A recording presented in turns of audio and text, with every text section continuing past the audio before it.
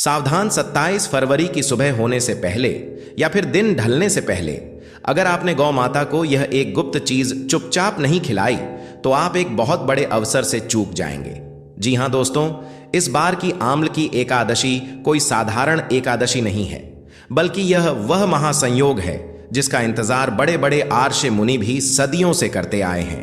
क्योंकि हमारे शास्त्रों के अनुसार यह वही दिन है जब स्वयं भगवान विष्णु ने यह वचन दिया था कि जो भी भक्त इस दिन आंवला और गौ माता की सच्चे मन से सेवा करेगा उसकी 7 पुश्तें राज करेंगी।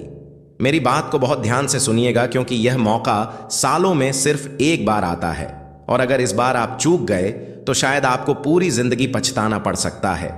आज के इस विशेष वीडियो में हम आपको वह गुप्त चीज बताने जा रहे हैं जो आपको गौ माता को खिलानी है।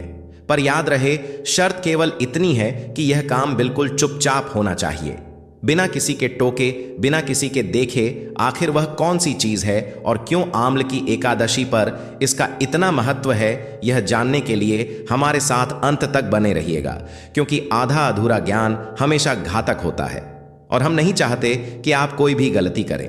मित्रों, फाल्गुन महीने के शुक्ल पक्ष की एकादशी को आम्ल की एकादशी कहा जाता है। आमल की का अर्थ होता है आंवला, वही आंवला जिसे हम और आप एक साधारण फल समझते हैं, लेकिन हमारे पुराणों में इसे धरती का अमृत कहा गया है। कहा जाता है कि जब ब्रह्मा जी की उत्पत्ति हुई थी तब उनके पवित्र आंसुओं से ही आंवला का पेड़ इस धरती पर आया था। इसलिए इस पेड़ के हर एक पत्ते में, हर एक डाल में सभी देवी देवताओं का वास माना जाता है। और इस विशेष दिन पर अगर आप गौ माता के मुख में वह एक गुप्त चीज डाल देते हैं तो आपके घर से दरिद्रता और कंगाली ऐसे भागेगी जैसे सूरज को देखकर गहरा अंधेरा भागता है। परंतु सवाल यह उठता है कि आखिर गौ माता ही क्यों, कोई और पशु क्यों नहीं? देखिए दोस्तों, हमारे सनातन धर्म में गाय सिर्फ एक पशु नहीं है, बल्कि वह एक चलती फिरती तीर्थ है। कहा जाता है कि गाय के शरीर में 33 कोटि देवी देवताओं का वास होता है।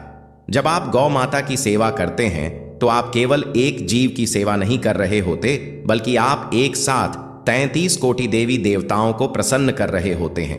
लेकिन आम्ल की एकादशी के दिन गौ माता की ऊर्जा और भी प्रबल और भी शक्तिशाली हो जाती है। इस दिन गाय के मुख से निकली हुई हर दुआ, हर आशीर्वाद सीधे वैकुंठ धाम तक जाती है। इसीलिए हमारे आर्षि मुनियों ने कहा है कि इस दिन किया गया छोटा सा भी दान या छोटी सी भी सेवा आपके पुराने से पुराने पाप कर्मों को जलाकर राख कर सकती है। अब जरा सोचिए, अगर आपके जीवन में धन की कमी है, कर्ज का बोझ दिन पर दिन बढ़ता जा रहा है, या फिर घर में हमेशा क्लेश बना रहता है, तो इसका सीधा सा मतलब है कि कहीं ना कहीं आपके ग्रह नक्षत्र आपके विपरीत चल रहे हैं और इन ग्रहों को शांत करने की ताकत सिर्फ और सिर्फ गौ माता की निस्वार्थ सेवा में है। लेकिन अक्सर लोग गलती क्या करते हैं, वह सेवा तो करते हैं पर सही विधि और सही समय का ध्यान नहीं रखते। आज हम आपको वही सही विधि बताने वाले हैं जिसे करने के बाद आपकी किस्मत का ताला खुलना तय है। सबसे पहले यह समझ लीजिए कि आंवल की एकादशी के दिन भगवान विष्णु खुद आंवला के पेड़ में निवास करते हैं। इसलिए इस दिन आंवला के पेड़ की पूजा करना और आंवला का दान करना सोने के दान के बराबर, यानी स्वर्ण दान के बराबर माना गया है। लेकिन अगर आपके पास आंवला का पेड़ नहीं है या आप किसी कारणवश पूजा नहीं कर पा रहे हैं तो घबराइए मत, गौ माता आपके सारे संकट हर लेंगी। बस आपको यह विशेष उपाय करना होगा। चलिए अब बात करते हैं उस गुप्त चीज की जिसे आपको गौ माता को खिलाना है। पर उससे पहले एक छोटी सी कथा सुन लीजिए जो इस दिन के महत्व को और भी गहराई से समझाती है। प्राचीन काल में एक राजा था जिसका नाम था चित्रसेन। वह राजा बड़ा ही धर्मात्मा था और अपनी प्रजा को अपनी संतान की तरह मानता था। लेकिन उसके राज्य में एक बार भयानक अकाल पड़ गया। बारिश नहीं हुई और धरती सूख गई। लोग भूख और प्यास से मरने लगे। तब राजा चित्रसेन ने एक महान ऋषि से इसका उपाय पूछा।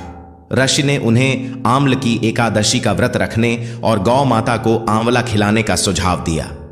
राजा ने पूरे विधि विधान से व्रत रखा और चुपचाप रात के अंधेरे में गौ माता को अपने हाथों से आंवला और गुड़ खिलाया। दोस्तों, इसका परिणाम यह हुआ कि अगले ही दिन से राज्य में मूसलाधार वर्षा हुई और अन्न के भंडार फिर से भर गए। यह इस व्रत और इस उपाय की असली ताकत। तो दोस्तों, अब ध्यान से नोट कर लीजिए कि आपको करना क्या है। 27 फरवरी की सुबह जल्दी उठकर स्नान करें और स्वच्छ वस्त्र धारण करें। हो सके तो पीले रंग के कपड़े पहने, क्योंकि पीला रंग भगवान विष्णु को अति प्रिय है और यह गुरु ग्रह को भी मजबूत करता है। इसके बाद अपने घर के मंदिर में भगवान विष्णु और माता लक्ष्मी की विधिवत पूजा करें। उन्हें आंवला अर्पित करें। अगर ताज़ा आंवला ना मिले तो आप सूखा आंवला भी उपयोग कर सकते हैं या आंवले का चूर्ण भी ले सकते हैं। पूजा के बाद आपको अपने हाथों से एक रोटी बनानी है, पर ध्यान रहे यह रोटी साधारण नहीं होनी चाहिए। इस रोटी को बनाते समय आपको अपने मन में ओम नमो भगवते वासुदेवाय मंत्र का लगातार जाप करते रहना है, ताकि उस रोटी में मंत्रों की शक्ति समा जाए। जब रोटी बन जाए तो उसके ऊपर थोड़ा सा शुद्ध गुड़ रखें और साथ में एक आंवला रखें। अगर आंवला बड़ा है तो उसे काटकर उसके छोटे छोटे टुकड़े कर लें, और अगर आपके पास आंवला नहीं है तो आंवले का मुरब्बा या आंवले का अचार धोकर इस्तेमाल कर सकते हैं, लेकिन कोशिश करें कि फल ही हो। अब इस रोटी को अपने दोनों हाथों में लेकर भगवान से प्रार्थना करें कि हे प्रभु, मेरे घर के सारे संकट दूर करो, मेरे सिर से कर्ज का बोझ हटा दो और मेरे परिवार पर अपनी कृपा। अब सबसे महत्वपूर्ण बात जो आपको याद रखनी है, यह काम आपको बिल्कुल अकेले में करना है। जब आप यह रोटी लेकर घर से निकले तो किसी से बात ना करें। अपना मौन व्रत धारण कर लें। रास्ते में अगर कोई मिल जाए, कोई परिचित दिख जाए तो उसे अनदेखा कर दें। आपका पूरा ध्यान बस गौ माता पर होना चाहिए। जब आप गौ माता के पास पहुंचे तो सबसे पहले उन्हें दूर से प्रणाम करें और फिर बड़े ही प्रेम से वह रोटी जिसमें गुड़ और आंवला छुपा हुआ है उन्हें खिला दें। जब गौ माता वह रोटी खा रही हो तो उनके गले के नीचे जो झूली हुई खाल होती है, जिसे गल कंबल कहते हैं, उसे अपने दाहिने हाथ से धीरे धीरे सहलाएं और मन ही मन अपनी मनोकामना कहें, चाहे वह धन की हो, सेहत की हो या फिर विवाह की हो। माना जाता है कि गौ माता के गल कंबल में साक्षात ब्रह्मा जी का वास होता है और वहां स्पर्श करने से आपकी किस्मत की सोई हुई लकीरें जाग सकती हैं। लेकिन रुकिए दोस्तों, बात यही खत्म नहीं होती। इस उपाय में एक और सावधानी बरतनी बहुत जरूरी है। अक्सर लोग गलती यह करते हैं कि वह रोटी खिलाते ही वहां से तुरंत वापस लौट आते हैं।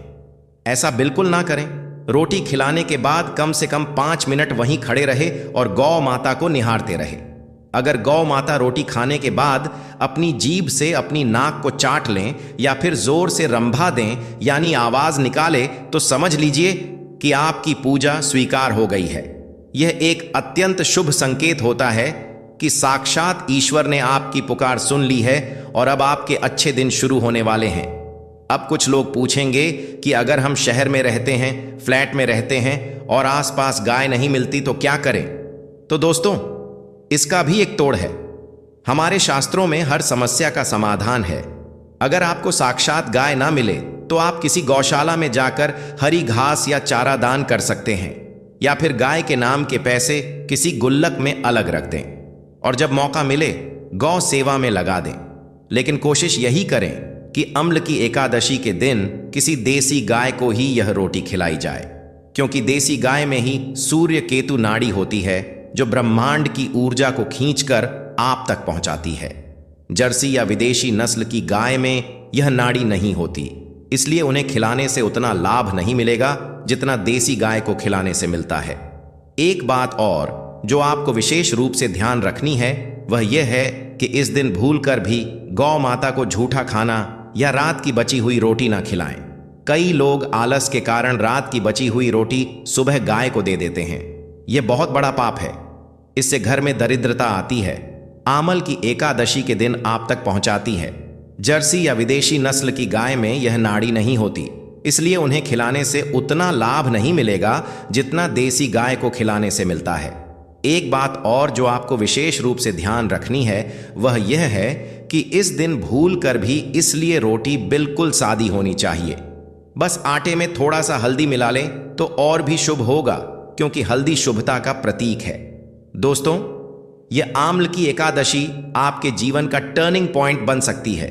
अगर आप कर्ज के बोझ तले दबे हैं, नौकरी नहीं लग रही है व्यापार में लगातार घाटा हो रहा है या फिर संतान की तरफ से परेशान है, तो यह एक छोटा सा उपाय आपकी जिंदगी की दिशा बदल देगा। शास्त्रों में लिखा है कि आंवला पाप नाशक है और गौ माता मोक्षदायिनी है। जब यह दोनों मिलते हैं तो एक ऐसी सकारात्मक ऊर्जा पैदा होती है जो बड़ी से बड़ी मुसीबत को भी पल भर में खत्म कर देती है। अब मैं आपको एक और गुप्त बात बताता हूं जो शायद ही कोई जानता होगा। अगर आप चाहते हैं कि आपकी 7 पुश्तें राज करें, यानी आपके खानदान में कभी धन की कमी ना हो, तो रोटी खिलाने के बाद गौ माता के खुरों की धूल यानी उनके पैरों की मिट्टी लेकर अपने माथे पर लगा लें। हाँ दोस्तों, गौ माता के चरणों की धूल को परम पवित्र माना गया है। इसे माथे पर लगाने से दुर्भाग्य दूर होता है और सौभाग्य की प्राप्ति होती है। लेकिन यह सब करते हुए आपको किसी का टोकना नहीं चाहिए। अगर किसी ने पूछ लिया कि यह क्या कर रहे हो, तो उसका प्रभाव कम हो जाता है। इसलिए मैंने शुरू में ही कहा था कि यह काम चुपचाप करना है। इस दिन आंवला के पेड़ के नीचे बैठकर विष्णु सहस्त्र नाम का पाठ करना भी बहुत शुभ माना जाता है। अगर आपके आसपास आंवला का पेड़ है तो वहां एक घी का दीपक जरूर जलाएं, और अगर पेड़ नहीं है तो घर के मंदिर में ही आंवला रखकर उसके सामने दीपक जलाएं और भगवान से प्रार्थना करें। ध्यान रहे, आंवला भगवान विष्णु का प्रतीक है और इस दिन आंवला का अपमान करना या आंवला के पेड़ को काटना या तोड़ना घोर पाप माना जाता है। यहां तक कि इस दिन आंवला खाना माना गया है। केवल दान करना है और गौ माता को खिलाना है, खुद नहीं खाना है। इस बात का विशेष ध्यान रखें दोस्तों। तो ये सारी बातें हमारे पुराणों में लिखी हुई हैं और हमारे पूर्वज इनका पालन करते थे, तभी वह सुखी और समृद्ध थे। आजकल की भागदौड़ भरी जिंदगी में हम इन छोटे छोटे नियमों को भूल गए हैं, जिसका नतीजा यह है कि हम मानसिक तनाव और परेशानियों से घिरे रहते हैं। परंतु अब आपके पास एक सुनहरा मौका है। 27 फरवरी का दिन आपके लिए एक नई सुबह लेकर आ रहा है। इस दिन को ऐसे ही जाने मत दीजिए। सुबह जल्दी उठिए और पूरे श्रद्धा भाव से इस उपाय को कीजिए। विश्वास मानिए दोस्तों, ईश्वर उन्हीं की मदद करता है जो अपनी मदद खुद करते हैं। एक और महत्वपूर्ण बात जो मैं आपको बताना चाहता हूं वो यह है कि अगर आपके घर में कोई लंबे समय से बीमार है और दवाइयां असर नहीं कर रही हैं, तो आमल की एकादशी के दिन उस बीमार व्यक्ति के हाथ से गौ माता को आंवला स्पर्श करवा के खिला दें। आप देखेंगे कि धीरे धीरे उसकी सेहत में सुधार होने लगेगा। यह आंवला का चमत्कार है जो वैज्ञानिक रूप से भी सिद्ध हो चुका है कि आंवला में रोग प्रतिरोधक क्षमता बढ़ाने की ताकत होती है। लेकिन आध्यात्मिक रूप से यह रोगों को नष्ट करने वाला माना गया है। कभी कभी हम सोचते हैं कि इतने छोटे से उपाय से क्या होगा, लेकिन याद रखिए दोस्तों, एक छोटी सी चाबी बड़े से बड़े ताले को खोल देती है। उसी तरह यह छोटे छोटे उपाय आपके जीवन के बड़े बड़े संकटों को दूर करने की ताकत रखते हैं। बस जरूरत है तो सच्चे मन और विश्वास की। अगर आप मन में शंका लेकर यह उपाय करेंगे तो इसका कोई लाभ नहीं होगा। इसलिए मन में दृढ़ विश्वास रखें कि मेरी पूजा जरूर स्वीकार होगी और मेरा बुरा वक्त जरूर बदलेगा। और हाँ, एक गलती जो अक्सर लोग करते हैं वह यह है कि उपाय करने के बाद वह सबको बताने लगते हैं कि मैंने आज यह किया, मैंने वह किया। शास्त्रों में कहा गया है कि नेकी कर और दरिया में डाल, यानी अपना अच्छा कर्म करके उसे भूल जाओ, उसका ढिंढोरा मत पीटो। जब आप अपने पुण्य कर्मों का बखान करते हैं तो उनका फल नष्ट हो जाता है। इसलिए इस बात को अपने तक ही सीमित रखें और गुप्त रूप से दान पुण्य करते रहे। यही सच्ची भक्ति है। तो अपने घर में गुड़ और आंवला पहले से लाकर रख लीजिए ताकि सुबह कोई भाग दौड़ ना हो, और सुबह शांति से उठकर अपने नित्य कर्मों से निवृत्त होकर इस महा उपाय को अंजाम दें। याद रखिए, किस्मत दरवाजा बार बार नहीं खटखटाती। यह अवसर आपके दरवाजे पर खड़ा है। इसे अंदर आने दीजिए और अपने जीवन को खुशियों से भर लीजिए। जाते जाते एक आखिरी बात और सुन लीजिए। अगर आप इस दिन गौ माता को रोटी नहीं खिला पा रहे हैं किसी मजबूरी के कारण, तो कम से कम किसी गरीब को आंवला दान जरूर करें। नर सेवा ही नारायण सेवा है। अगर आप किसी भूखे को भोजन कराते हैं तो वह भी साक्षात ईश्वर की सेवा ही मानी जाती है। परंतु प्राथमिकता गौ माता को ही दें, क्योंकि इस दिन उनका महत्व सर्वोपरि है। मैं आशा करता हूं कि आप इस वीडियो में बताई गई हर बात को अच्छे से समझ गए होंगे और 27 फरवरी को आम्ल की एकादशी के दिन इस उपाय को जरूर करेंगे। दोस्तों, हमारा उद्देश्य यही है कि आपके जीवन से दुख दर्द दूर हो और आप सुख शांति से अपना जीवन व्यतीत करें। अगर आपको यह जानकारी अच्छी लगी हो तो इसे अपने दोस्तों और रिश्तेदारों के साथ शेयर जरूर करें ताकि वह भी इस पुण्य के भागी बन सके, क्योंकि अच्छी बात फैलाना भी एक पुण्य का काम है। याद रखिए, समय बड़ा बलवान होता है और ग्रह नक्षत्र अपना प्रभाव दिखाते ही हैं, लेकिन जो मनुष्य भक्ति और सेवा के मार्ग पर चलता है उसका ग्रह भी कुछ नहीं बिगाड़ सकते। भगवान विष्णु और गौ माता की कृपा आप सभी पर बनी रहे, यही मेरी प्रार्थना है। अब देर किस बात की, आज से ही तैयारी शुरू कर दीजिए और मन में बस यही ध्यान रखें कि मुझे अपनी किस्मत बदलनी है और वह मैं बदल कर रहूंगा। अंत में एक बार फिर से दोहरा दूं, रोटी में गुड़ और आंवला छुपाना मत भूलिएगा और सबसे बड़ी बात, इसे चुपचाप खिलाना है। यही इस उपाय की सफलता की कुंजी है। जय श्री हरि विष्णु।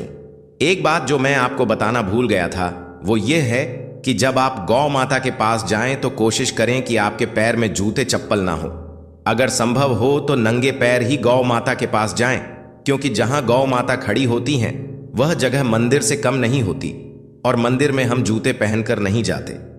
इस छोटी सी बात का भी अगर आप ध्यान रखेंगे तो आपकी श्रद्धा और भी गहरी दिखाई देगी और फल भी उतना ही शीघ्र मिलेगा। कई बार ऐसा होता है कि गाय रोटी सूंघ कर छोड़ देती है, खाती नहीं है। ऐसे में निराश ना हो, बल्कि गौ माता से प्रार्थना करें कि वह आपका भोग स्वीकार करें और फिर से कोशिश करें। अगर वह फिर भी ना खाएं तो वह रोटी किसी और गाय को खिला दें, लेकिन उस रोटी को वापस घर लेकर ना आए और ना ही उसे फेंके। यह बात बहुत महत्वपूर्ण है। दोस्तों, आमलकी एकादशी के दिन आपको अपने घर के मुख्य द्वार पर भी हल्दी और पानी से स्वास्तिक बनाना चाहिए। यह भी लक्ष्मी जी को आमंत्रित करने का एक अच्छा तरीका है। जब आप गौ माता की सेवा करके वापस घर आए तो मुख्य द्वार पर बने स्वास्तिक को प्रणाम करें और घर में प्रवेश करें। ऐसा करने से आपके साथ साथ गौ माता का आशीर्वाद भी घर के अंदर प्रवेश करेगा और घर की नकारात्मक ऊर्जा बाहर निकल जाएगी। देखिए, जीवन में उतार छाव तो आते रहते हैं, लेकिन कुछ दिन ऐसे होते हैं जो हमें इन मुसीबतों से निकलने का रास्ता देते हैं। आम्ल की एकादशी वही रास्ता है, बस जरूरत है सही कदम बढ़ाने की। आप एक कदम बढ़ाइए, ईश्वर आपकी तरफ 10 कदम बढ़ाएंगे।